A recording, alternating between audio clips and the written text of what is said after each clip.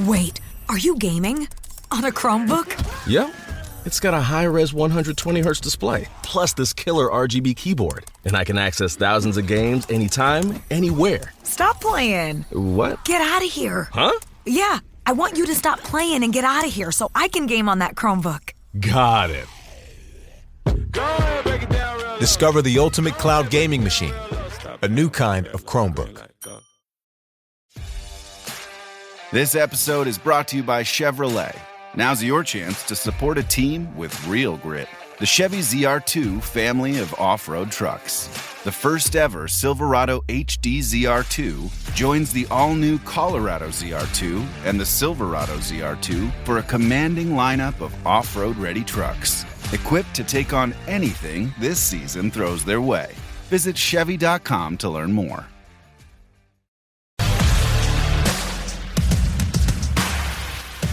I've been in dogs since 1991. We breed dogs that we want to train. I was out here in western Nebraska riding Harleys and training dogs. I don't sugarcoat anything, and if you don't like it, tough.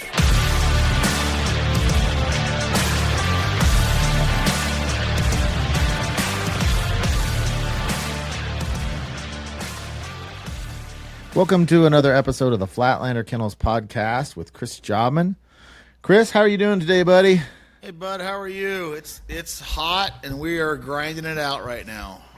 Yeah, and you just got back from vacation, didn't you? Yeah, we went to the Sturgis Motorcycle Rally for a little while and had a good time there and rode around, and the weather was nice and cool. And then we come home, and it's been 100 degrees every day ever since. So yeah, we're grinding it out. This is our stretch run. We're our hunt test season is kind of winding down for us for our weekend HRC and AKC tests. We still got, we'll still run those all the way up into October, but it's not like it has been, the last few months. And my big thing now is preparing for the Grand and the Master National. So with that whole crew, we qualified 30 dogs for the Master National, and I think I'm going to take about 25 to the Grand. 20 to 25, somewhere in there. I got to figure that out here pretty soon, but my big concern right now is a lot of them young dogs that Ryan and Andrew are running, and Julie, and then my big concern is the Grand and the Master National, and getting those guys prepared for the crunch time here. It's this time of the year is always really, really hard on us. We everybody's been working really super hard and all summer long, and we're tired, and it's hot, and we lose a lot of our bird throwers and stuff. They go back to high school. Mm-hmm. So we hired one, and then another one hopefully here pretty soon. And it happens to us every year. And then it's a grind right now. And we'll just push through it, and we'll go wide open until November. And some a lot of dogs will go home for hunting season, and we'll scale back just a little bit and kind of wind the season down. What is the calendar for the Master National and the Grand? When is that? I knew you were going to ask me that. You can ballpark it. It's October 14th through the 18th is the Grand, and then the Master National is October 26th through November 5th. And where are they? Isn't the Grand in Kentucky? Yeah, the Grand is in Paducah, Kentucky.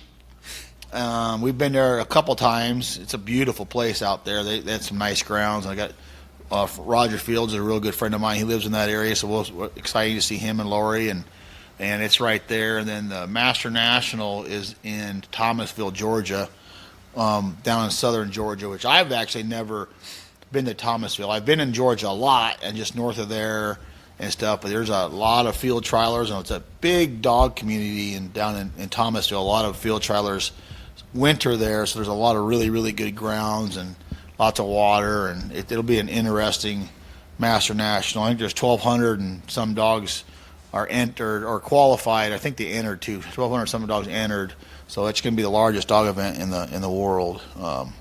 It's always a good time. Yeah, I don't know if I can get into this. The biggest thing is it just kills us because we'll be gone about a month, and we won't come home. Like I said on one of the other podcasts, I won't come home between the two events, so we'll be on the road for a month with the hounds and living the life of a dog trainer. And then right back into hunting after that, right? That's when your break will start. Yeah. Well, when I get home, Eileen and I will go on vacation for about a week, We do it every year. We go on vacation for about a week and hang out down in Mexico on the beach and do some of those sort of things, and then come home and start hammering on the ducks. Right. Have they made any progress with the new AKC rules As far as for the the national, Right. it's a cluster. It's you don't even want to get me started on that, but it's a cluster. One of the proposals got voted down, thank goodness, because that was a terrible proposal of the qualifiers, and that got voted down. There's a couple more on the table to get voted on, and I'll be honest with you, I hope they all get voted down. I don't think any of them are any good on how to fix it. I definitely think something needs to be done, but I think there's a lot of knee-jerk reactions and a lot of pressure from certain folks to make the Master National harder or less dogs in it, which to me is a good problem to have. I just as soon see them make the Master National start it. I'd like to see them start it earlier. It's not a proposal out there, but I'd like to see them start it earlier, and we're there anyway, and that's our job. So, but it is what it is, and it's kind of a cluster right now, and there's kind of a little bit of a power struggle, I think, going on with the Master National, which is too bad because I really, really like the event. I really like most of the people. I love our flight. Jimmy Hughes does our flight, and I love our entire flight. It's so fun. Much different atmosphere than the Grand. A little more laid back, and it's a lot of fun. But there's definitely some politics going on right now with the Master National, and it's too bad it's come to that. But it is what it is. But I think there's some good things coming. Hope not this year, but I bet next year there's a good resolution to it. Right. Well, before we get really rolling into this podcast, I want to let everyone know a little reminder that we are releasing videos on the Flatlander Kennels YouTube channel. Every Monday, we have a new one coming out. Some of them are Chris training. Some of them are from the seminar. So check that out. Make sure and go and subscribe, and also come over to the podcast group, the Flatlander Kennels podcast with Chris Jobman. And if you're listening to this podcast, please leave us a 5-star and a review. Helps us out, helps us get found a little bit more on the podcast. So what do we have for today, Chris? I think what we're going to do tonight, we're going to keep going through our flow chart. I know we have a lot of questions that came on the Facebook page, and I'm going to talk about three-handed casting tonight. That won't take real long, but we're going to talk about three-handed casting there, which is kind of the next step in the flow chart. And then I'm going to answer a few questions to end this podcast, and then our next one, I'm just going to spend the entire podcast answering questions because we got quite a few of them and some really good ones. So, but we're just going to talk about three-handed casting. If anybody's familiar with Mike Lardy's material, you can find this in there too, and stuff. But I kind of tweaked it to how I like to do it. But so your dog, now it's going through our flow chart. Your dog is through, on leash obedience, through collar conditioning, through force fetch. Once they get them out of force fetch, our next step is get them out doing some marking. Like really get them marking, get them running a nice, 100-yard mark or a 100-yard landmark, 100-yard watermark, and the mechanics of it. Get the mechanics of it down so they're nice and steady, sitting alert and attentive, and going out and getting the bird, bringing it back, coming in, sitting down nice. And I like to do that. And then once they do that, and I like to move right into three-handed casting. And three-handed casting's got a lot of different names for it. Some people call it baseball. Some call it just three-handed casting. We call it three-handed casting. And what that basically is, it's kind of like a baseball. So you sit your dog down at the pitcher's mound, and you've got bumpers at first, second, third, and you're standing at home plate. And you have to, when you start this thing, you have to kind of break this whole thing down. And you want to be in a mode field. The dogs should see the bumpers on the ground. We like to use those 3-inch Avery Hexa bumpers in our handling field. And the dog should be pretty steady. Your obedience should be really good. Because what you're going to do is you're going to walk away from the dog and you're going to toss bumpers for a little bit to get them going. And if they're not steady at all, then you're going to be fighting steadiness and all kinds of stuff. So they need to be relatively steady, and they need to be pretty obedient, so you're not fighting all that. So does the formal steady training come? When do you suggest the steady begins? Well, once they're out of force fetch, and because some dogs, their force fetch, their retrieving desire will get real low coming out of force fetch on some dogs, because they're just, they're kind of down in the dumps. It wasn't real fun. It's called force fetch for a reason. And once they get up and they come out of force fetch, and their attitude comes up, and they're enjoying their job again, and they're pretty steady at the line. That's when I really do most of my steadying. Real steady stuff is at that point. But by then, their obedience should be pretty dang good, right? So they've come out of obedience, collar conditioning, force fetch, and you've done a lot of control work with them. You've done a lot of control work, and it doesn't take them very long to become relatively steady on their marks. Now, if they're coming out of force fetch and they're a little bit down in the dumps, we're not big sticklers on them making those dogs be steady, just because we need to get their attitude up. So we'll back off on their steadiness and their control a little bit, get their attitude up, and then re-hit that control before moving into three-handed casting. But that makes sense. So in three-handed casting, you're going to have. I always put my dogs on a long lead, 30 to 50 foot check cord, and with a flat collar, and I put an e-collar on them too. Now at this point in the game, I don't use my e-collar unless it's an emergency. So this three-handed casting is a teaching drill, and basically what you're teaching the dogs to do here is when you give a right back, they turn to the right, they're left. When you give a left back, they turn to the left, they're right, and then you get right overs and leftovers. And so you're trying to teach a dog to turn properly with your each hand. And that, because that's what you're teaching the dog when you start running blind retrieves. You want the dog to turn when you put your right hand up, they turn to their left, your right, and vice versa the other way. So this is where we're going to break it down and teach that. And I know a lot of people, there's different ways to do it. Some people go to force to pile right out of force fetch, and we do a little bit of that. I think on the last podcast, I think I hit on that. Just do a little bit of pile work at the very end of that. But then we stop pile work until after three-handed casting. But so what you're going to do is you're going to put the dog at the pitcher's mound, and you're going to have this long tag line, and you're not going to have any bumpers in the field yet. And you're just going to put that dog at a sit-stay, and you're going to back away from that dog to about 10 feet. You're not going to go very far at all. And then you're going to toss. We always start teaching dogs our backs first. Back is the hardest thing to teach. So overs are really easy to teach because it doesn't take a whole lot of effort for a dog when you give an over just to run over to the side. It takes more effort for the dog to turn and go straight back or angle back. That's harder for the dog than do overs. So we always teach the dogs backs first. And throughout these podcasts, in our handling stuff, in our flow chart, you're going to see a rhyme and the reason to why we do things, and in our sequence why we do them. And you're going to understand that a lot more in the next few podcasts. But so we're going to put the dog at a stay in front of us on the pitcher's mound, back off about 10 feet. And you're going to throw the bumper to whichever way, with your right hand or left hand, it doesn't really matter. You're going to throw that at like a 45-degree angle, only like 10 feet from the dog. Not far at all, right? And you can do it a couple different ways. Some dogs have a lot of high drive retrieving desire, and you're going to hold up your right hand. Let's just say I threw it to the right, and you're going to hold up your right hand, and you're going to say back.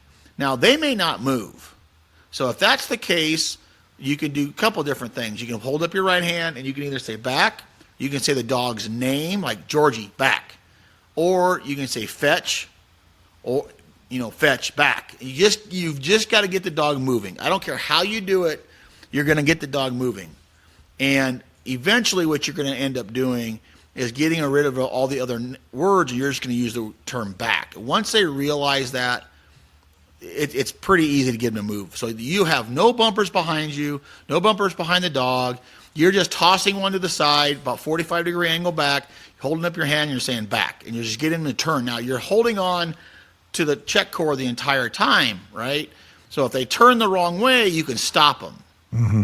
Okay? That's a very important. They turn the wrong way, you stop them. So you're going to work on that. This is your first session. You're going to work on that. You're going to throw off to the side. You're going to say back. Throw it to the side. You'll say back. And then it might be going pretty well where you can throw like 3 of them over there at the same place and use your hand and you say back. And then you may not have to throw another one. You might just be able to say back and then go get them. Now, there's no other bumpers in the field. You're just throwing one at this point, or you got a few of them out there if it's going really well. So then if that's going really well on the right side, then you stop them and you throw it to their left side and you do the exact same thing, Georgie back, and you get them to turn that way. Now, at this point, they may want to turn to the right, their left. Mm-hmm. If they do that, because that's the way they've been turning, right, you stop them and maybe just throw another one. And now you're only throwing it like 10 feet, 45-degree angle. They're not straight behind them yet. You're just getting them to turn that way with good momentum. You're getting them to turn that way because you're going to have some corrections here where you have to stop them with the check cord and make sure they're turning the right way. So, and what you're going to do now is once that's like day 1, right? I'm not worried about overs right now because overs are going to be pretty easy. So that's like day 1, and hopefully on day 1 you might be able to get them to put them bumpers straight behind the dog and turn. When you give the right back, they turn that way. I doubt it, but you might be able to. Now, you're coming out on, let's just say, day 2. So you're going to do the exact same thing, but instead of throwing it, you're going to start the first one like 45-degree angle, and you're going to say back. And they're going to turn that way and go get it. Now what you're wanting to do is instead of being at a 45-degree angle, you're slowly going to throw those bumpers over the dog's head so that the bumper is directly behind the dog. So it's sitting there directly behind the dog. Now, at this point, when you hold up your hand, you say back, you say right back, you go back. At this point, they may turn the wrong way because they really don't see the bumper laying out there. So at this point, if they turn the wrong way, stop them with the check cord. Now, if you have to throw another one back there, then you walk up really close to them to the right of them.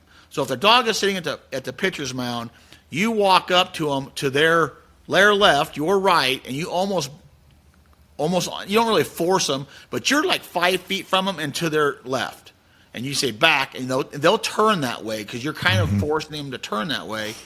And then you just slowly back away, and you just keep throwing them over the top of them, saying back, and they turn, back, they turn. Keep doing that, and then again, do it the exact same way on the other side.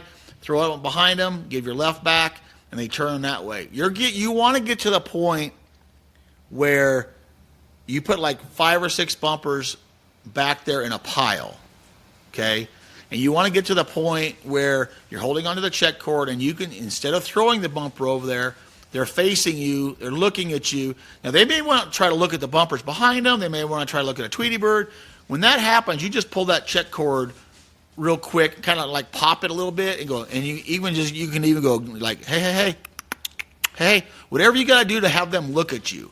And when they look at you, like, good, that boy, good, back, and you cast them. So you're trying to get to the point where you got like 6 bumpers, you got a pile of bumpers behind the dog, and you're trying to go right, left,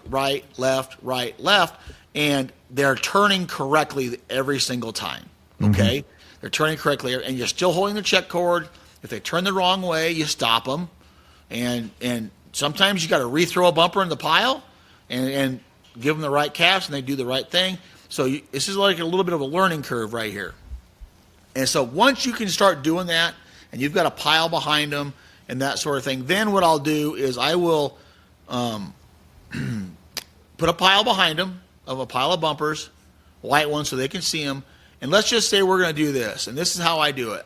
If I'm going to do a left back, then I'm going to work on a right over. Then when I do a right back, I'm going to work on a left over. So then what I'm going to do now is these bumpers are only behind the dog 5 yards. They're not very far at all right at this point. They're pretty close.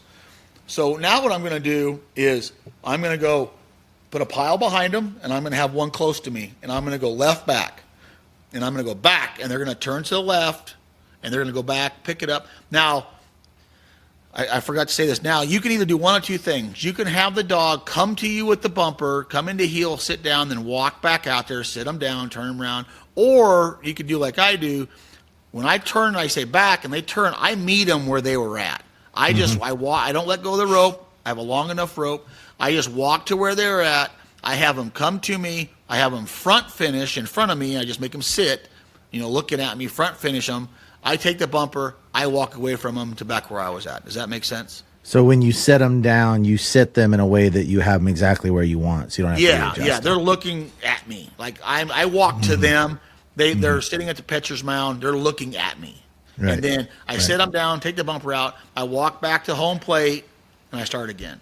Okay. Instead of having them come into heel, and all that, because you're wasting a lot of time and momentum and movement when you start doing all that. So So now we're sitting at the pitchers. They're at the pitcher's mound. You're at home plate. You've got a pile right behind them. You say back with your left hand, left back. They turn to the left, and now you want to be vocal. You want to have a verbal left back. So you say back. They turn around.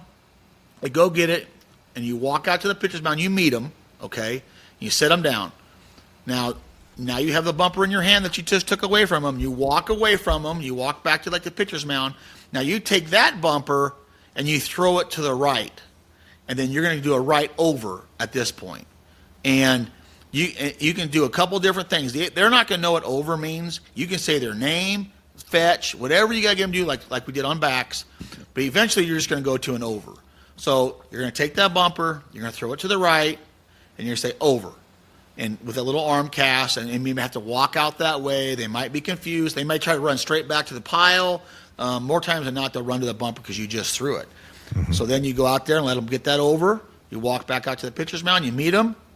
Take the bumper out of their mouth. Walk away from them. Now you're going to give a left straight back again. So you left straight back, go to the bumpers, meet them back to the pitcher's mound, walk away, take that bumper, throw it to the right, right over. So you're going right and left and right and left. Does that make sense? Yes. So now, once they've done that well, this is in the same session. Hopefully you're in the same session. Now you can do the exact opposite. You put the pile of bumpers behind them. No, there's no over bumpers out. Now you're going to do a right back.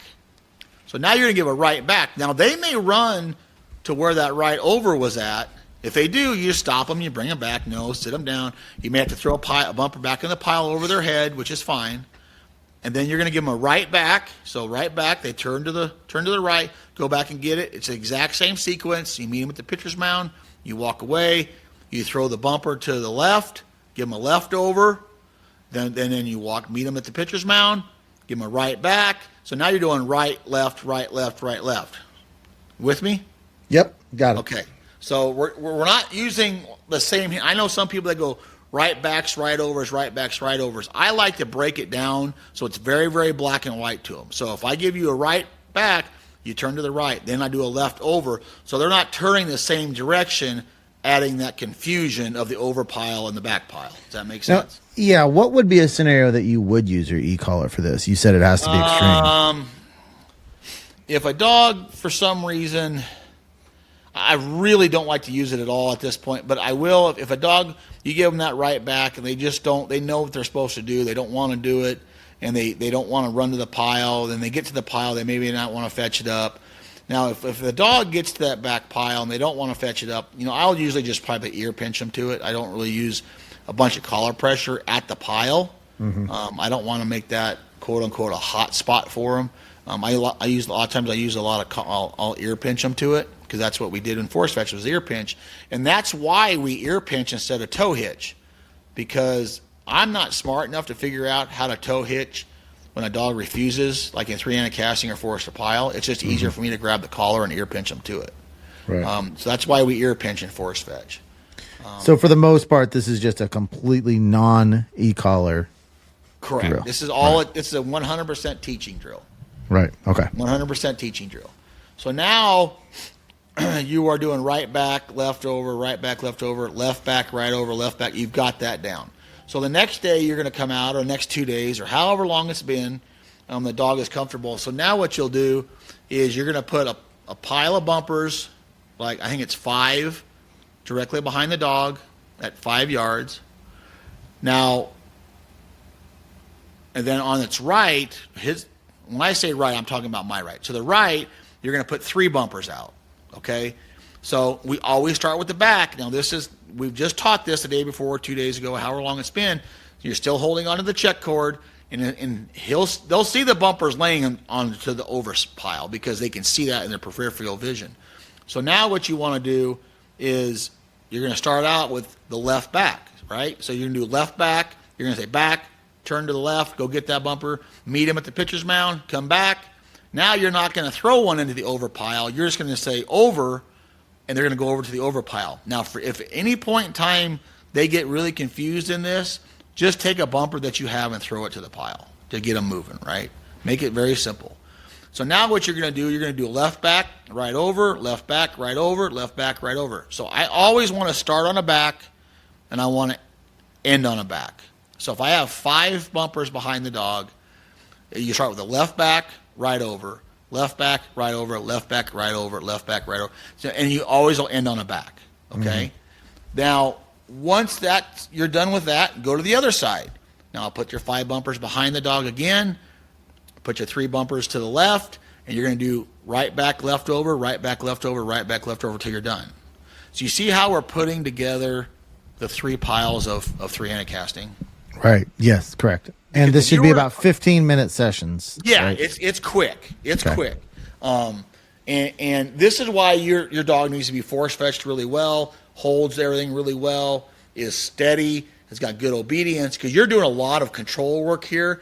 And if they're moving around and you try to throw a bumper and they try to break, now you're in a fight and you're grabbing the lead and you're cussing and you're at the park and kids are watching. It's just a horrible deal. You get the cops called on you. Been there, done that. So back in the day. So so you have to be very obedient. Your dog has got to be under control and that sort of thing. And and if they're not looking at you, they want to look away and they want to look at the bumpers that are laying on the ground. One of the things you can take, like I said, take that lead and pop it underneath their chin with that little brass clip, or do whatever you need to do, make some noise, flip a bumper around so they look at you. And when they look at you, you're like, oh, good, and then you cast them, okay? So now we're working, so you've got left straight backs and right overs. So once you got the right over pile, now you're going to do left over. So you got right straight backs, left overs. Okay. Once you put that all together, now this is where it's going to get a little bit harder for them. So let's move that back pile farther back 10 or 15 yards, okay? When you do that, you may want to do some right and left backs so they just run to the back pile because it's a little bit farther away, but you got to make sure they can see the bumpers. And now make the overs like 15 yards because you don't want them to be super, super close because now we're getting ready to do something that's got a ton of temptation to go the wrong way. So now what we're going to do is you're still on the long check cord. You're still there at the pitcher's mound. You've got a pile of bumpers behind them. You got a pile of bumpers to the right and a pile of bumpers to their left. So now what we're going to do, we've taught the sequence. We broke the sequence down. We're going to teach the sequence. We've already taught it. Now we're going to run it. So now what you're going to do is you're going to sit there. You're going to hold your lead, and you're going to give like a right back. You're going to go back. They're going to turn to the right. Now, if they run over to the right pile, because it's sitting there, if they're running over to the right pile, you have the check cord. No. You pull them back, put them back on the pitcher's mound, and do one of 2 things. You can move way up on them, like step way, way up on them, 3-4 feet in their face to the right, step to the right with that back, and you almost block the path to the over pile. Does that make sense? Yes. So you almost block the path. So now you do that, and now they run. You give right back. They run to the back pile. You meet them at the pitcher's mound. Take the bumper away from them. You walk away. Now you give them a left over. That's probably going to go pretty easy because that's why I said the overs are easier because they can see them. They don't have to turn all the way around. They just run over to them. So you got a right back. Now you give a left over. You meet them back at the pitcher's mound. Now you're going to give a right over. Okay? You're going to give them a right over. Meet them back at the pitcher's mound. Sit them down, take the bumper. Now you're going to give them a left back. Verbal left back. And they're probably going to run to the leftover pile. If you do, just stop them, bring them back to the pitcher's mound, sit them down, close the gap, kind of block them, give them a left straight back, They'll run back to the back pile, meet them at the pitcher's mound. Now you're going to give a right over. And once they pick that up, now you're going to give a left over. Now, after that, you're going to give them a right back. And then a left over, and then a right over, and then a left back, and a right over, and a left over, and a right. See what I'm saying? Yes. We're alternating hands and direction. Mm-hmm. And it makes it more black and white. So if you give like a right over and a right back and and you're using the same arm, that's really confusing because some of these dogs are really impulsive. They see that right arm moving, they're just running right to the overpile most of the time. So we want to really communicate with the dog at this point, like lots of communication at this point. When you see my right arm, you just don't run to the right. Listen to what I'm saying. Right back is verbal, means drive. Now we're teaching the dog at this point, when you hear me say back, that means I want you to drive. Turn around and go. This is, when we talked about that in earlier podcasts, verbal drives, right? So we're teaching the dog to turn and go straight back with a verbal back. Mm-hmm. We want to get to the point in three-handed casting, or at least I do. I want to use right and or left backs. I want all my backs to be verbal and all my overs to be silent. And that's towards the end of the whole thing? Yes, that's towards the end of the whole thing. I would like to see all the backs be verbal and all the overs be silent. And before I move on out of this drill, they are going to do this literally perfect every time. Mm-hmm. Because it's a taught drill, right? It's a taught drill. And if they don't do it right, they're just being impulsive and maybe they're not ready to move on. This shouldn't take too long. With a nice average dog, this isn't too bad. The biggest thing is you want to slow down as a handler and a trainer and don't get caught up in going super fast and throwing. This is where you sit down, have the dog give you really, really good, hopefully the dog will give you really, really good eye contact, and you're starting to teach, some teamwork here. Hey, look at me, I'll tell you where to go. Verbal drive, silence is overs, and this is where we're starting to teach the dog too, where, verbal drives and change of direction is silent.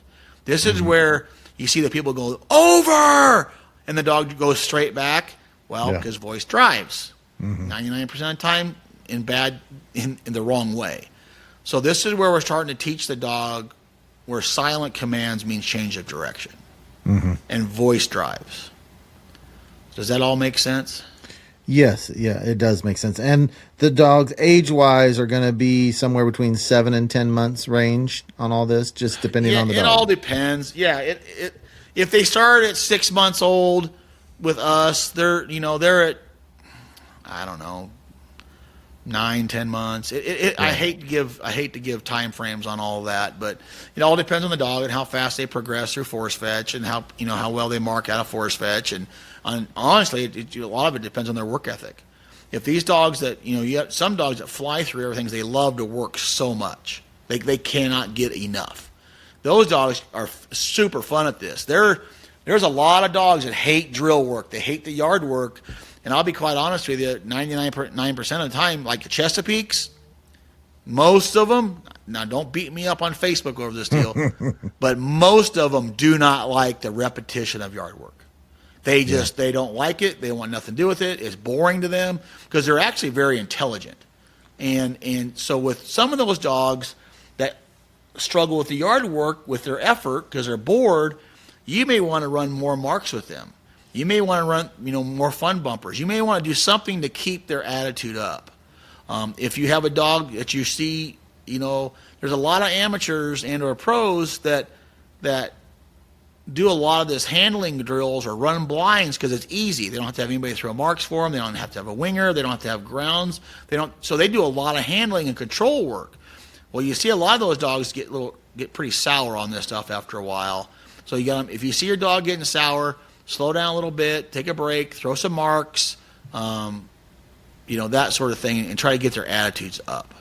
And if you've got a dog that's kind of methodical and slow and maybe is getting bored, that you can see it getting bored, then you you amp up your pace. Then you get really animated. You get a little bit quicker. You're more of a cheerleader, a rah, rah, rah, break out your pom-poms, the whole deal. Then that makes it more fun. If you have a dog that's really animated, has got more motor than computer, and then you slow down, you get really methodical, you get very, very deliberate, because the faster you go, the faster they go. And it just ends up being a nightmare. Right. So if you got a dog real methodical, you speed up, you get more animated, and make it more fun. A dog that's really animated, you slow down, be more methodical, and teach them to have some patience a little bit. Isn't normally the high drive dogs love to do all the drills, or do you get high drive dogs that don't like drills? I'll tell you what, most of the high drive dogs that we have they don't care what they're doing, they just want to do something. Yeah. They just want to do something. 'Cause that's how Georgie was. She loves every single thing you have her do. Yeah, that's most of the high drive, they love to do anything. Right. It's the low drive dogs that you got to be really careful of, because this is the start of your yard work. We have piles of steps still to do to run a blind retrieve. This is the very, very beginning of teaching a dog to handle. This is step one. So if you're trying to do a bunch of pressure and e-collar pressure and that sort of thing on these dogs at this point, you're just disintegrating them.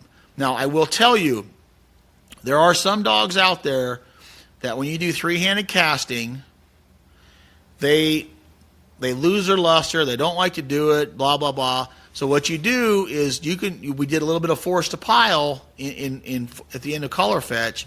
You can force them on back a little bit here. You take the side piles away, and when you give them a right back or a left back, it doesn't really matter. You say back, they turn the correct way, and then you can nick them and say back again, and you can start forcing them on back. Not really forcing to a pile yet so much, but I just call it force on back. And that gives them a little bit more pep in their step, a little bit more gumption to do the right thing, and give them a purpose. Instead of just being lollygagging through this whole thing, you light a little fire under their butt, and you get them to go. Now, once they understand, hey, I can't mess around anymore, I got to get going, then get rid of back off on the collar forcing pressure and just start teaching again. Mm-hmm. Does that sound right? Yeah, it does. One mistake, a huge mistake I made in this process is I was doing the T and the double T, and she was doing so well at it, I just kind of stopped worrying about the program, and I just started doing cold blinds. And and I had to go. It took me a long time to go back and undo all the bad habits that I created by just kind of going off on my own. It's people can go way, way, way too fast in this. And this is the fun part. We're not in transition yet. This is still basics. This is still yard work. But this is the fun part. I don't get to do this anymore, but I really enjoy this part of the training, because you can really see dogs learning, and you see all the different personalities, and you learn all the personalities, but every dog is different. So the dogs that are the really, really hard dogs to train, to teach to handle, those are the ones that make you a really good dog trainer. The ones that it comes very easy to, you think you're the great dog trainer, but you're not. You just got a really good dog. It's the dogs that struggle in some of this stuff, and you work them through it, and you figure out, you pull the choke and pump the gas and figure out how to get them to run. Those are the dogs that you'll remember in your career. It's not the dogs that fly through this stuff. It's the dogs that are tough that you actually remember that you built into something. And you're going to notice a lot of dogs' work ethic. You'll see the dog that you're going to have in their career at this stage. Now, I'm not saying that, if they're slow and lackadaisical in this, they're going to be like that their whole life. But you can kind of see what kind of team player they are. You can see what kind of eye contact they've got. All those things, and you see that a lot at this stage in the life. What else do you think? Am I missing anything on that? Well, you would know better than I would.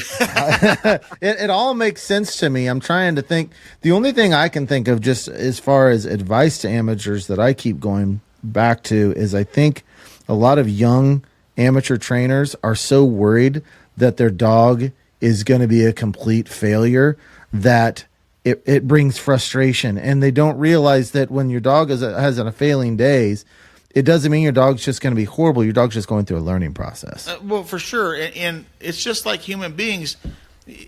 We learn through failure a lot of times, right? If the stove is hot and you touch it and you burn your hand, you failed. That's hot. You won't do that again.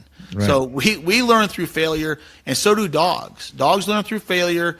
If and it's just like, that D1 football player that was, king dingaling in high school and dominated in high school. Well, when they go to college, they learn that they're not king dingaling anymore, and they get knocked down. It's those ones that get back up and learn from that who end up being great players, and the dogs are the same way. Yeah. They're going to fail. They're going to turn the wrong way, and you're going to stop them with a check cord, and it may freak them out, and they may get nervous about it. But you guys got to work them through it and teach them how to learn. And this is where we're starting to teach the dog how to be a team player, learn, pay attention, turn the right way, and if they turn the wrong way, you correct them. Now you teach them how to deal with correction and do the right thing. So this is the very, very beginning stages of this whole thing, and this is like drill 1 in a bunch of drills. But so to recap, 3-handed casting. At the very end of it, you'll put all 3 piles out, and you'll do right back, left over, right over, left back, right back, left over, right over, left back. I could go on. I have it memorized in my head. I've done it so much, and that's how you're going to do it. Now you're going to see throughout this process, this back pile that they're running to in 3-handed casting is going to be the same back pile in force to pile. It's the same back pile in mini T. It's the same back pile in T. It's the same back pile in run by. And the overs are the same overs in mini T and T and run by. And by that, you mean you should put them in the exact same location on your property. Yes. If you have a training property that you're going to do your yard work at, it doesn't have to be real big, 50 yards long, 25 yards wide, you can make it work. And that's where you're going to teach now it's got to be mowed grass, and so they can see the bumpers. That's where you want to stay for 3-handed casting, force to pile, sit to pile, mini T, T, and run by. So I don't do the double T, and we'll get into that down the podcast down the road. But this is going to be this. The exact same back pile is all those, and the exact same over piles. Right. So and as always, see how I teach this coming down the road. There's a rhyme and the reason for my right and left and right and left and left and right and all that. You're going to see that coming down the road. Yeah. And keep your calm. Frustration and anger has no place, and it can ruin. Anger and frustration and grabbing them and yelling and screaming has absolutely no place in this. Now, if the dog is giving you lack of effort, run to the back pile, not pick up a bumper, or run to the back pile and go a different direction, then you can grab them, and you got the check cord. You can rope them up. You can ear pinch them to a bumper in the back pile. Like I said, I don't like to use collar pressure at the pile at this time because our next step is force to pile. And the reason, and you're going to, the next not the next one, but the podcast after that will be about force to pile. And you'll see why I front finish these dogs, and I send them from a front finish looking at me.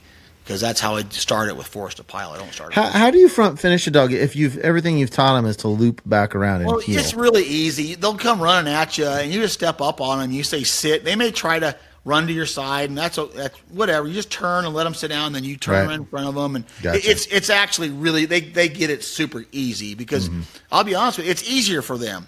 They don't have to give a ton of effort to spin in and J-hook and sit down at your side. They just come in and sit down. Yeah. So, and dogs are lazy by nature.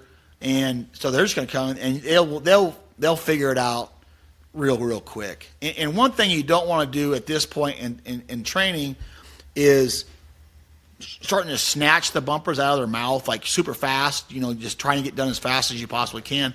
Make them sit down calmly, deliver the bumper nicely to you. Methodically, nicely, under control, instead of just snatching it out of their mouth and throwing it, because then now you're starting to teach bad mouth habits. And so so all the little stuff, be very, very conscious of all the little stuff. Sitting square, looking at you, not sitting on their hip. paying attention. Get them sit square, look at you, eye contact, cast, turn, run, come in, sit down, deliver the bumper really nice, hold it nicely, take it away gently. Do all those little tiny things because you're teaching habits right now. Right. Especially if it's really hot out. I don't recommend doing this if it's really, really hot out. And the reason for that is a couple things. It's hot. It's hard. It's hard on the dogs. But a lot of times they start developing really, really bad mouthing habits because they're panting so hard. Mm-hmm. And the slobber gets all over the bumpers, and it's harder to hold the bumper, if that makes sense. Yeah. So it's and if you do it, small increments. But in a perfect world, in an absolutely perfect world, you do 2 sessions a day. If you're an amateur and you got time, do 1 session, do your 3-handed casting and your yard work, your handling, your yard work stuff, and the other one do your marks. Yeah. Just pick your poison. And some dogs can, you can tell the dogs that when they start 3-handed casting that just absolutely love it. So if it's not too hot out, you could push them a little bit more and probably get a little bit more done. If you see your dog really losing enthusiasm after 10 minutes, just quit. Some dogs can go a half hour because they just love it, and some dogs not as much. So you just got to read your dog and not try to cram your. If you missed Monday and Tuesday, don't say, "Hey, on Wednesday we're going to do this for an hour and a half." And you suggest how many days a week do you suggest? As many as you can do. Okay, 7 is ideal. Yep. 7 is ideal. Two times a day is absolutely perfect. 1 set of marks, 1 set of handling stuff. But if you could only do one of the 2, if you only could do one of the 2, read your dog. And if your dog is down a little bit, maybe it needs marks that day. If you just got to read the dog. Right. So that's 3-handed casting. That's our first step in handling, teaching a dog to handle out of force fetch. Right. It's a really kind of fun thing to do. Yeah, guys, if you have any follow-up questions to this, go to the Facebook group because this episode, every time we have an episode release, which is every other Wednesday, we put the link to the episode in the podcast group, and that'd be a great place to ask further questions, clarification questions about the When I do a lot, and there's anybody out there listening that you guys have clubs, AKC, HSC, it doesn't really matter what kind of club you got. I do seminars every year all over the country, and I do a 2-day. It's my favorite seminar to give. I do a 2-day in-classroom seminar. I've got manuals and booklets and the whole 9 yards and diagrams, and I talk about obedience all the way through the yard work and 3-handed casting, and I talk about all that with the diagrams, and we sit down and we dissect that on a big whiteboard and really teach it, and that is my favorite seminar to give. We get a big hotel room or whatever and get 50 people in there and talk dogs for 2 days. So if anybody's out there that wants to have me come out and do something like that, just give me a holler. I had one guy reach out to me the other day about, heading to St. Louis area to maybe do one next spring, but I don't know what kind of seminar he wants me to do. But I do 1 or 2 a year. And so if you guys want me to do that, I'd be more than happy to come out and do something like that. All right. Let's answer a question. All right, we've got our master list. Anytime we get a question, we add it to the questions from audience Word document and go down them every chance we get. Yeah, I had one I found.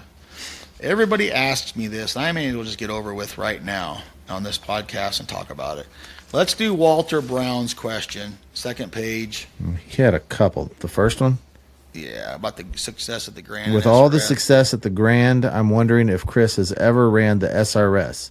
If yes, explain that experience. If no, why not?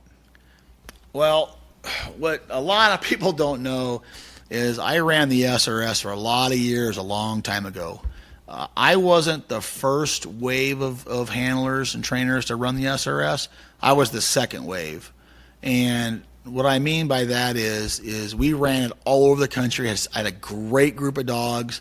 I ran it every event they had. I ran because back then the SRS was a little bit different. You had all your classics. You had like 6 of them a year, and you couldn't miss one. And back then they'd only take the top 3 dogs for each classic to the Crown Championship. So you only had like 6 events to qualify. So, and I've been to the Crown. I've ran the Crown. We had the first dog in Nebraska run the Crown Championship. You know, I had some success in it, and I really enjoyed it. How just to put this in perspective on how long ago I ran this was, and for how long I ran it, is really good dog trainers and handlers. You got Lyle Steinman. I ran it before Lyle Steinman ran it, if that tells anybody anything. And he's had great success in the SRS. Everybody out there that's a dog person knows who Steve Endurance is. Great dog trainer out of Georgia. Eileen and I took Steven and Kendra to their very first lunch at their very first SRS event in Huntsville, Alabama. We went to Zaxby's Chicken, and I took Steven to lunch and just talked to him about how to run the SRS, and he's had unbelievable success in it. So I did run the SRS. I ran it a long time ago before everybody really kind of got into it. And the main reason why I quit running the SRS, and I enjoyed it. You know, I love Shannon. I love all those people. Me and Chris Aiken used to run around together. We had a ball doing it. You know, it was always the same handlers. We all knew each other's dogs. We had a great time. Scott Greer and all them guys. And one of the main reasons why I quit is back then the Master National wasn't a title that was recognized by the AKC on their pedigrees.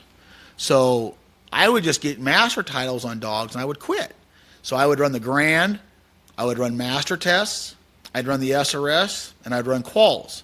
And I was highly successful running quals, pretty successful at the SRS. You know, obviously Grand was good and stuff, but so I didn't run master dogs till after they got their master title, so I ran the SRS.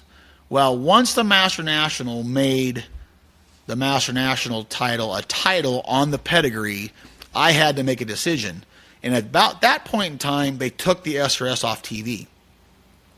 And what a lot of people don't know is the SRS made a lot of our careers. Myself, Rhodey Best, Chris Aiken, Scott Greer, all those guys, because we were on TV on Saturdays on the outdoor channel, so people really saw us, and that's kind of what started us. That was a really good boost to our careers. Well, they took that off TV, and even though I did enjoy running it, it was a lot of fun. I had to make a decision because I didn't have enough time to run the Grand, the SRS, Master National, quals. So I dropped the SRS. It was a perfect time in my career to do that, and we really started concentrating, obviously, on the Grand at that time and the Master National, which we've been highly successful at the Master National. So we don't run the SRS anymore, just basically because I just didn't have time, and I had to make a decision on where I wanted to go with my career at that point. But I did enjoy running it. We've seen a lot of fun places in the world. I spent, we'd go to Max Prairie Wings and Wings Over the Prairie. We would do those big seminars and SRSs behind Max. I ate countless ham and cheese sandwiches out of Walmart on Thanksgiving Day because we were traveling down to there. But I ran the SRS before a lot of people did. I enjoyed it, and that is kind of my SRS story right now. So when would have been the last year that you ran SRS? Oh man, I Give don't it a even guess. know. Elliot, I can't give you that answer. I'm starting to look at Eileen right now. I have no clue. I do remember the SRS. I do remember I had Big Jake. Jake was in the finals in Huntsville. And I have the picture of me sending him in on his last series at the SRS, but I don't remember the year. Do you remember the year? It's been forever. I honestly I don't know. It's been such a long time ago. And I walked away after that event, and I sent Big Jake on a big old long 500-yard, 400-yard retired, and he hunted his guts out, and he came back. I said, you know what, buddy, we're done doing that. You'll never have to do that ever again. So it was a bittersweet ending to my SRS career. But I tell you what, those dogs I had at that time, oh, man, they were so fun. They were so good. We did a lot of really cool things in training. Really, really successful at quals at the time because we were running a lot of that big stuff because of the SRS. But I just kind of had to change my gears and direction and decided not to run it. But I can't even tell you, Elliot, how long ago that was. Jake's been gone. I had Jake and Dozer and O'Malley and Pistol and Bry. I had some hammers. Mm-hmm. But I can't even tell you how long ago that was. Okay. Seems like a long time ago, I can tell you that. Right, yeah. Let's do one more. Let's do Joe Haynes' question, the very first one. All right, great. He said, okay, I put this on the site, but I may be worried over nothing. Here's the question. My pup is bred well, watermark, shadow pup, and grandson of Max's Surprise, and so on and so forth. He's 16 weeks old. He's not interested in bumpers at all. He might go get one 2 out of 10 times. I've done wing on a pole tied to a string, and he really likes that, but bumpers are nada. And I think he's just really concerned because he's not getting any. The dog just doesn't seem to want to go after bumpers. Yeah, and Joe, it's 16 weeks. That dog's teething pretty hard too right now. Don't be overly concerned about this. And what ends up happening with a lot of people when they get really, really concerned about this is they start cramming it down their throat, trying to build drive by adding more retrieves and more attempts and more work. A lot of times, the best way to do that is back off and let the dog grow up a little bit. And if it only retrieves once or twice good, then quit. If you know the day before it retrieved 2 good, and then stop after 1 the next day. And it probably is teething at that time. So if you can do a paint roller, that's probably a little bit easier on their teeth. If they like birds, you said it likes the wing. Why don't you take those wings and zip tie them or something, or put string on them to a side of a bumper so there's a little bit of feathers in their mouth with the bumper. There's a lot of things to do right now, but I will tell you one thing not to do is don't overdo it. Don't cram it down their throat, and just relax and let the dog be a dog. And if you're starting to do a lot of obedience on the dog, if you're putting a lot of control on the dog, back off. If you're making the dog do sit stays and sit for food and walk at heel and try to be a little training like a robot, back off on all that. Lighten up a lot on the obedience. Just do fun bumpers. Keep it really upbeat. Keep it sessions super, super short. Maybe add a splash water. Maybe that splash on the water will spark the interest of the dog.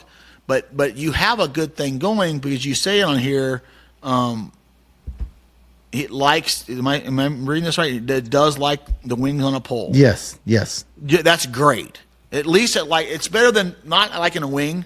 If it likes bumpers more than birds, then we got a real problem. But where it likes birds, the bumper thing will come. I would probably strap some wings onto a bumper, throw it for him a few times, maybe throw out in splash water so it splashes and exciting. I really wouldn't worry about it all that much, Joe. Just back off and let the dog be a dog and let it grow up a little bit. And if you can get it like some clipped wing pigeons, get it excited about those. But you're worried about the bumpers. Bumpers will come. I wouldn't really worry about that. Just back off and slow down a little bit. And I think this is another case of what I talked about earlier with amateur trainers just freaking out. It's like, oh my gosh, I've got this well-bred dog. It's just not going to hunt. It's going to be terrible. And Chris, out of like a well-bred dog, what % of pups from good breeding just won't hunt, and you just can't even take them out, or just garbage? The percentage is really, really low. Right. But it does happen. I remember I bought a lean Max Sun. out of Canadian AFC, and back in the day I paid like $5,000 for this dog, and I was all wound up and I was ready to go, and that dog was terrible. It was big and beautiful, and it didn't want to do anything, Elliot. I got to about the season level and quit. It took me 2 years to do that. Yeah. And it was just a bad dog when it came to all that. But the odds of that are really low. But it does happen occasionally. But I have seen some dogs that just took a while to grow up and mature, and once they did, they were totally fine. And like I said to Joe here, the last thing you want to do is cram it down their throat and make it a job for them, because those dogs, that's what you got to worry about, because those dogs may not come back from it if you don't just back off a little bit. But the odds are really low on this dog, especially if it likes birds. If it likes birds, you're ahead of the game. You're doing just fine. Yeah. A lot of it's probably the teething. I'll be quite honest with you, because the bumpers are hard on their teeth and that sort of thing. Well, we want to end this one off here, and then the next one we'll just do a lot more questions. Yep. Let's end this one off here. I don't have anything unless you do. Well, let me ask you. Someone asked me this question recently, and I was really curious as to what you would say about it. They asked me, how much money would someone have to put on the table for me to sell Georgie? And I'm curious as to ask you that question about I've got Flash. $2,500 burning a hole in my pocket for Georgie right now. 25. Guess what I said? I said it probably have to hit about 200 grand. I'm not lying. I got $2,500. It could be yours right now. So what would someone have to drop on you to sell Flash? You can't. It's 5 million, 10 million, 20 million? Yeah, you talk about that. Yeah, So absolutely. yeah, what would it have to be? Yeah. There's definitely a number out there. What is it? I don't even have it. I'd have to. It would. Of all the great dogs in my life, you know, the Jakes and the Breakers and the O'Malleys and the Flashes and the Jets and to name a few. At that time, the money would have to be ridiculous for me to even consider it, because they're just different dogs, man, and they don't come along every day, and they're just different animals. I mean, but there is an amount. But no one's ever going to offer it. No one will ever offer it, but there is an amount. I'm not stupid. I'm a businessman. I understand. But but yours probably, you don't even, somebody, you have an amount too. It's just nobody's ever going to do that. Right. So, yeah. I was putting it at about 250,000. If it was a family that wasn't going to hunt her and just let her get all fat and stuff, I don't know. You'd have to give me, I can't even imagine what that dollar amount would be. Oh yeah. It all depends on where it went and who it was, right. and you know, that sort of thing. But there's the amount's really high. Really high. Right. Hey, if anybody wants to buy a kennel, let me know. I got one for sale. That price is going to be pretty high too. Everything's got a price. Yeah. All right. Well, I had to ask you that question. Okay. So. Yeah. Not a problem. All right, guys, don't forget the YouTube channel, guys, and the Facebook group is where you can find more information of what we have going on. And also, my own personal podcast is the North American Waterfowler Podcast. I put out a couple episodes a week, so if you're interested in that, look up that too. So why don't you sign us out, Chris? All right, guys. Hey, everybody, thanks for listening. Join in for our next one. Elliot, thank you. We'll see everybody at the line. Take that aim. Gotta strike this chord with the home